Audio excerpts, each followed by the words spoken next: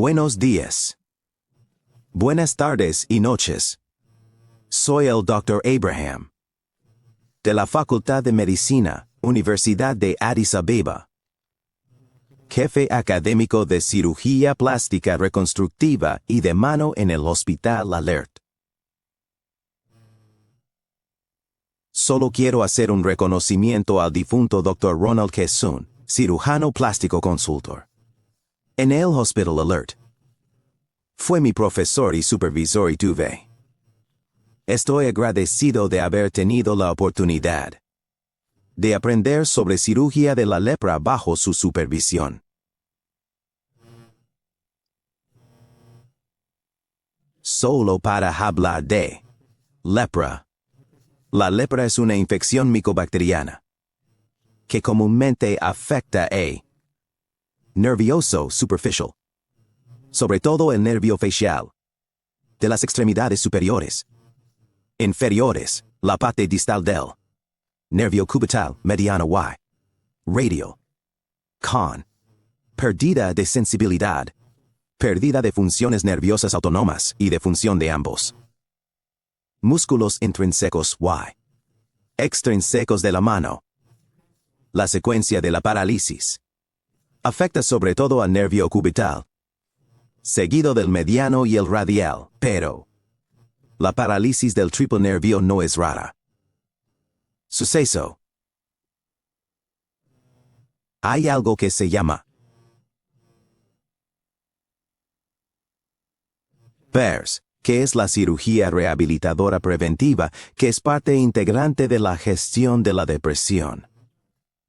Y se define con la prevención y tratamiento de las discapacidades mediante una técnica quirúrgica.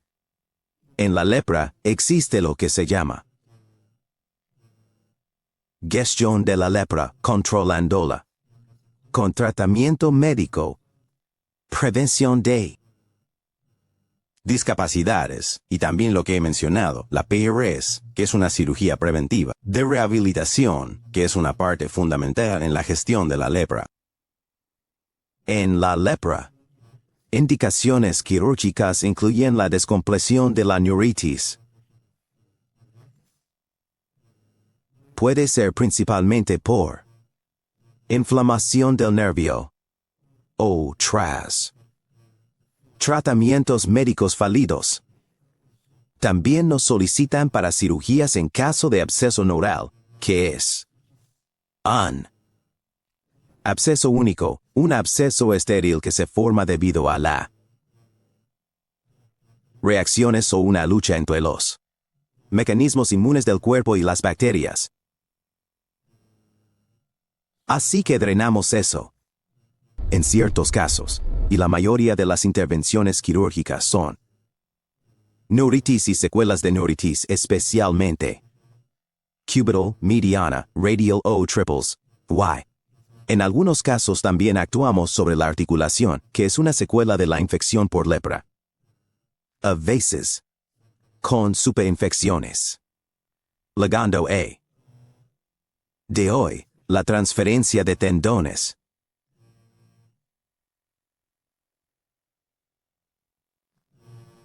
Es el rearraigo funcional del tendón muscular a nuevas inserciones. Para restaurar la función perdida, esto significa tomar de un lado para pagar en otro.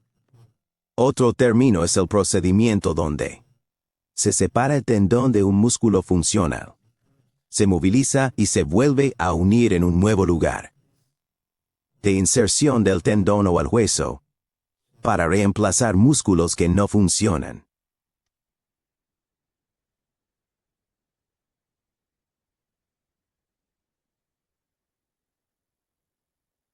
Lo siento, la diapositiva no funciona. Las indicaciones pueden ser distintas, pero hoy hablamos principalmente de la enfermedad de Hansen. Las indicaciones pueden incluir todo esto.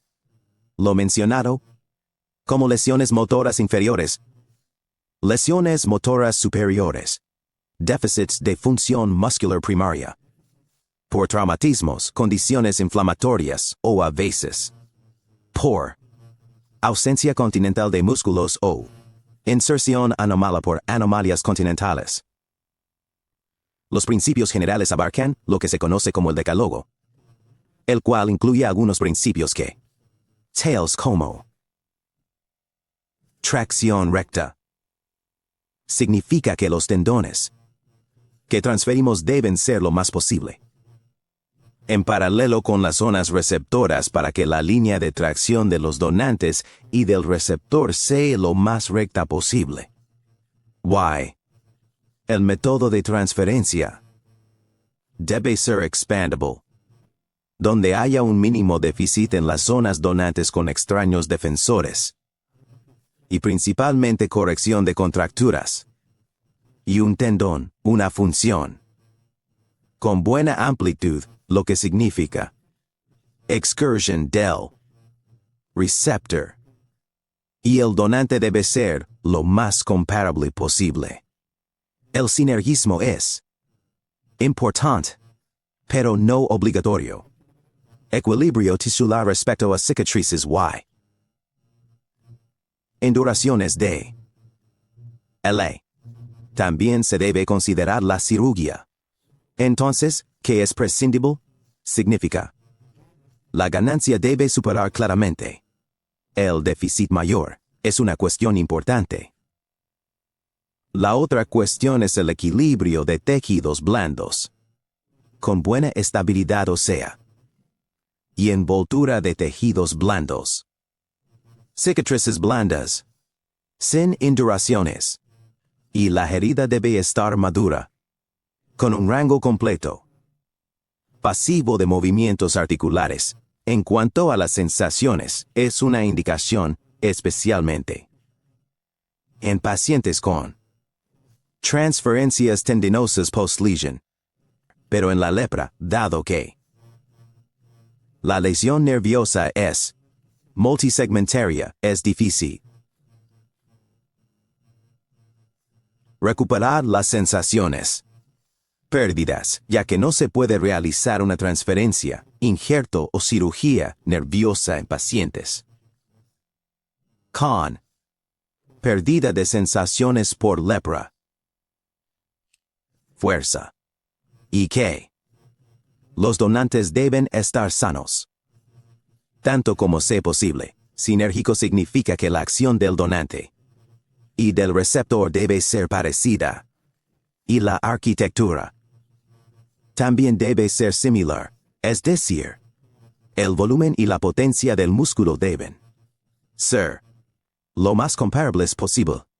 Y con músculo no esporádico e independiente debe tomarse, así que la proporción al área transversal debe considerarse.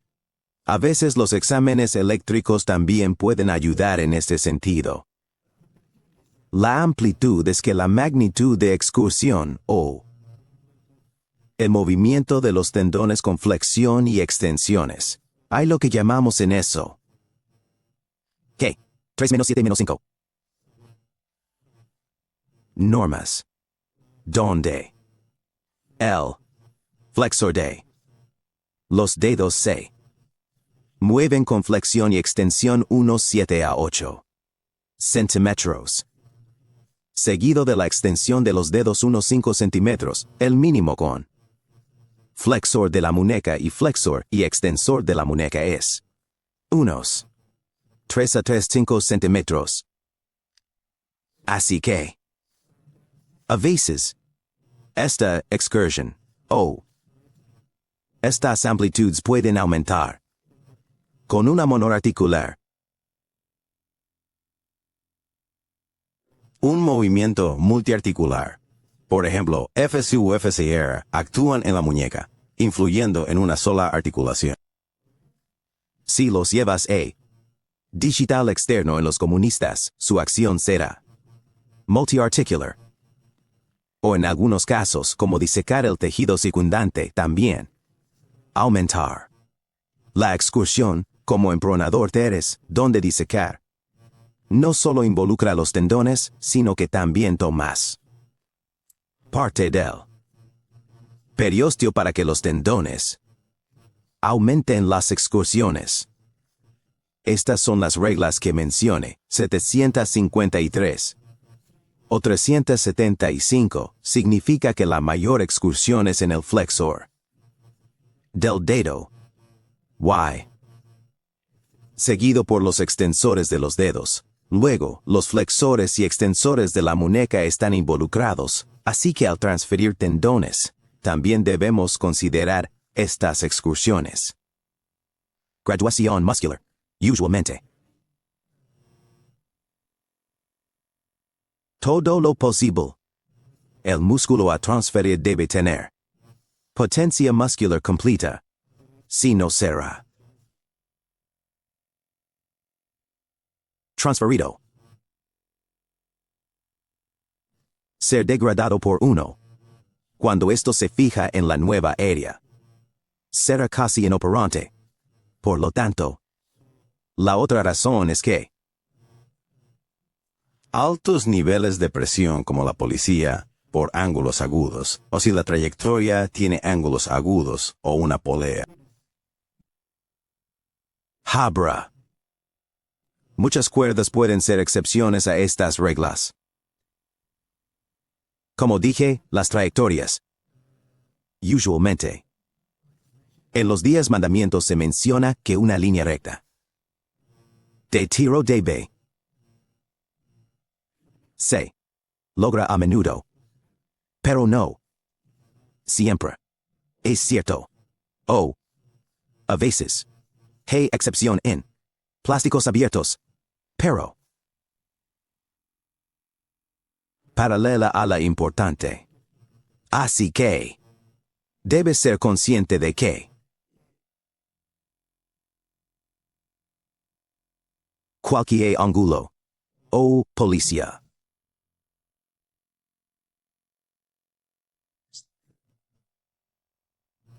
normalmente se reduce si vas a unir solamente un único tendón en realizar ambas funciones opuestas.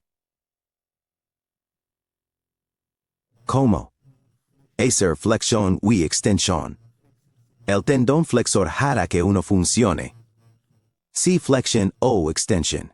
Pero un tendón puede trabajar. Why? Un tendón puede trabajar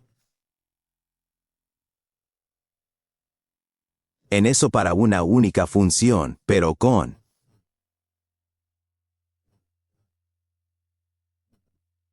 multi.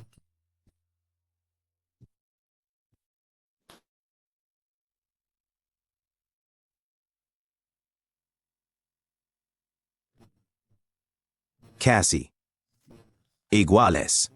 Para que funcione, una tendencia debe ser para una función.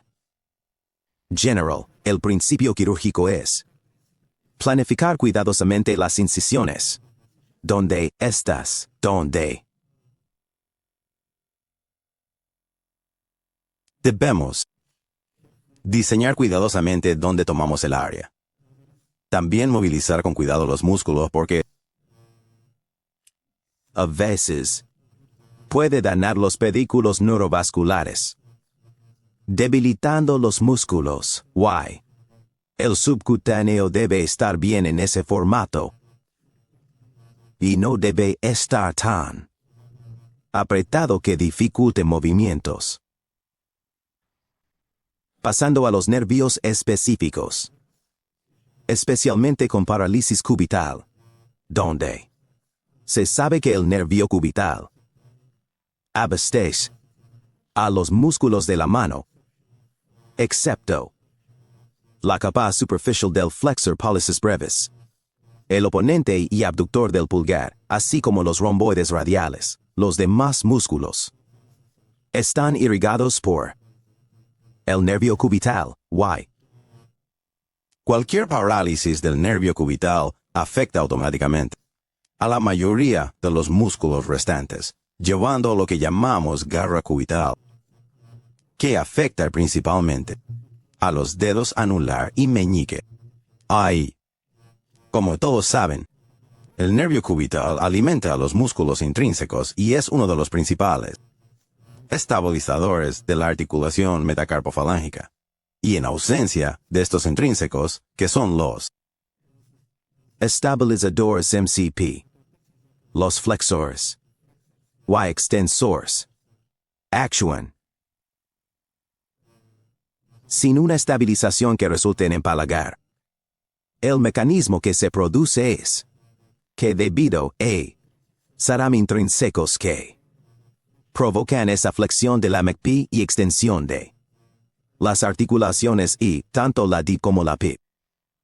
Por lo tanto, en ausencia de estos intrínsecos, lo que sucede es que los extensores extrínsecos están actuando sobre la articulación metacarpofalángica de manera que extenderán la MXP. Y los flexores largos, los flexores extrínsecos están actuando sobre la PIP y DIP. Los dedos se van a flexionar de tal manera que el paciente termine con lo que se conoce como la mano en garra, una condición que afecta la forma en que se posicionan los dedos. Esto es para mostrar que anatómica y que anatómicamente los músculos solo refrescan la anatomía de la mano.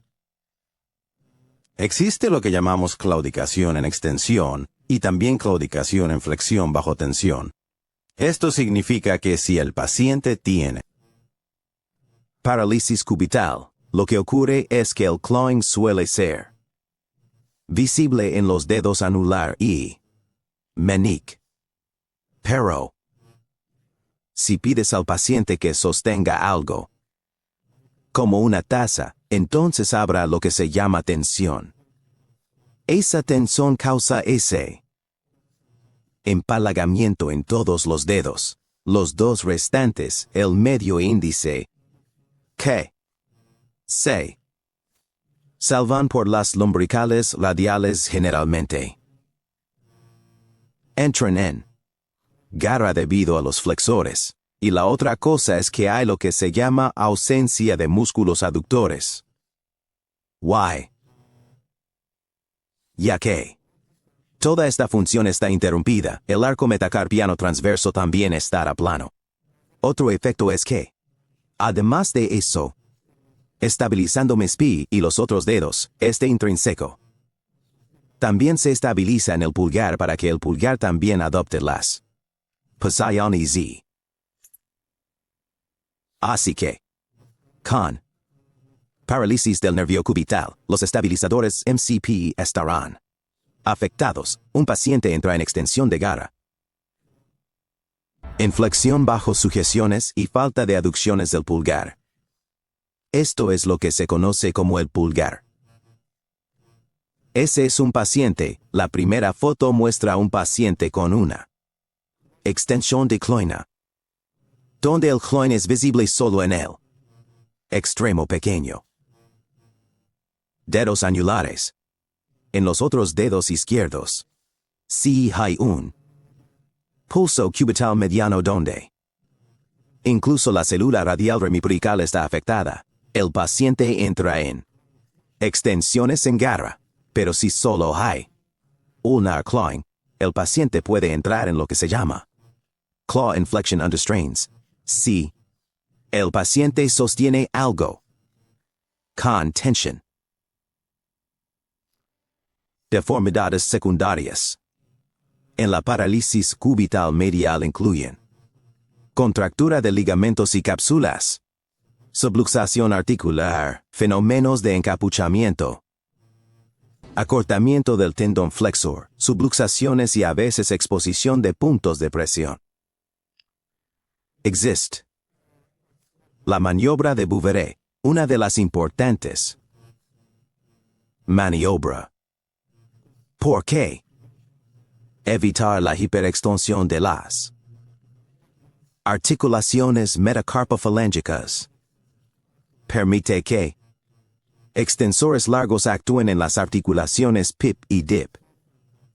Why? Sin eso, esos mecanismos extensores, si pides al paciente sujetar la MCP y extender, no puede. Si el paciente extiende las articulaciones IP, DIP, PIP y DIP, con las articulaciones MP flexionadas. El mecanismo extensor está intacto. Esto es un buen resultado. Puedo probar que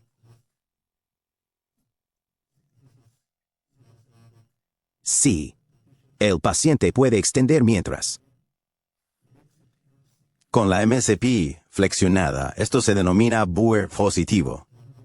El inverso se considera negativo, lo que significa que si está sujetando la MSP, el paciente no puede extender los dedos restantes. ¿Cuáles son las opciones para corregir la fisura? Es la pérdida de los intrínsecos. Una opción puede ser activa y la otra pasiva. La activa es buscar tendones motores adecuados, preferiblemente sinérgicos con las acciones que estamos restaurando. Los pasivos son principalmente tratar de bloquear la hiperextensión de las articulaciones MC. Lo veremos en detalle. 1D. Los tendones. Algunos que usamos para cubital. Corregir la garra es FDS de los dedos medio y anular. O. A veces. También usamos el extensor carpi radialis, principalmente en el longus o a veces palmaris longus. La posible inserción podría ser en la polea 1 o en las bandas laterales. Lo analizaremos con más detalle. Si insertamos la toma, el FDs, principalmente del dedo medio, podemos insertar en la polea A1. Normalmente, lo llamamos tipo estático de correcciones. Pero si las hacemos dinámicas, debemos seguir los músculos lumbricales e intrínsecos para unir en la banda lateral. Una polea. Podemos usar el FDs de los dedos medios. Recuperar SN. El A. Son a 4 áreas. Dividir uno y redirigirlo de nuevo en el área del pliegue palmar. Luego, cada tendón se enrosca alrededor de la polea 1 y se sutura sobre sí mismo. A esto lo llamamos el Zancoli lazo. Correcciones. Pero también podemos tomar raíces y colas a través del canal lumbar hacia las bandas laterales y unir en bandas laterales la cosecha para este. S3. O el FDs del dedo medio puede ser solo, como mostré antes, de los dedos. A veces se cosecha del justo sin incisión. En los dedos, también se cosecha de la mano. La unión lateral está en el lado. La zona donante puede ser los mecanismos extensores o el flexor superficial de dedos centrales. Así que, aquí tienes un ejemplo donde tomamos ese FDs de los dedos medios. Recuperamos eso en la palma de forma proximal. Y luego lo dividimos en 4 partes. Y lo redirigimos hacia las bandas laterales. La ventaja para unir a la banda lateral es que uno es que debido a que se está uniendo directamente en la banda lateral, que es un déficit, solo estamos reemplazando exactamente el sitio del déficit. Así que eso va a ser una dinámica. La segunda es que eso también corrige el arco palmar transversal. donde en pacientes con cubital medio normalmente se vuelve plano. Así que esto es la corrección no solo está en los dedos también. Esa es la corrección en pacientes con mediana cubital. Ese es el resultado final con corrección para el pulgar y también los dedos. O la otra opción es que la corrección desde el lado de la palma en la polea A1 lo llamamos lazo Duncali. La corrección de la palma en el lado lateral es el haz de acero procedimientos. O también puedes tomar el extensor carpal brevis, extiéndelo con el tensor fascia lata, o axir desde la parte dorsal o volar. Y también puedes unir eso, fue inicialmente el procedimiento por Srinivas Vasudevan, es uno de los famosos cirujanos de mano. La otra opción es que si usted no tiene un medio para este dinámicos, vamos para él. Estática. Una es la artrodesis de la PPDIP, que no son los procedimientos preferidos. La capsulografía y el avance de la polea se realizan a veces, especialmente en pacientes con pulsos triples, donde tienes pulsos cubital, mediano y radial, donde no tienes esa buena musculatura, o a veces en un paciente con proximales donde incluso el FDS y FDP pueden estar también afectados. O a veces débiles donde no puedes tomar esto como donantes. RFI capsular es simplemente seguir, diseccionar y exponer la cápsula articular, así que usted corta por el hiperextensiones, usualmente pantalones cortos, se corta, superpone sutura, así mantiene las articulaciones MC flexionadas. Para hablar sobre el mediano y radial, el nervio mediano es el principal sensorial de la palma. Y regula la abducción y rotación del pulgar. El radial extiende los dedos, articula la muñeca y da sensibilidad al dorso. En pacientes con cubital mediano o con pulsos triples, el efecto será doble. ¿Cuáles son las opciones para corregir el déficit de golpe? Es decir, déficit en abducción. ¿Y con oposiciones? Las opciones son flexor digitorum superficialis. Particularmente, FDS de los dedos anulares como opponents plasti, lo llamamos técnica Abner. O a veces podemos usar el extensor índices proprius opponents plastia, y así, mediante enrutamiento subcutáneo o a veces transóseo.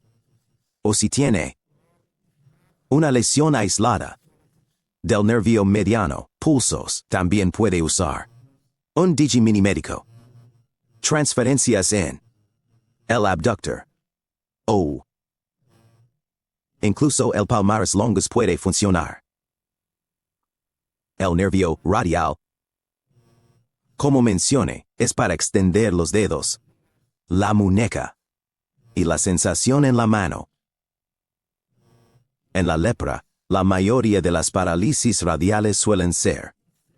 Es raro tener una parálisis aislada del nervio radial, pero puede ser parte de esa triple parálisis, lo que complica mucho la reconstrucción.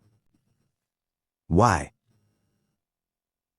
La otra cuestión es que puede mostrar una triple parálisis en la mano, como una garra, porque para una mano garra que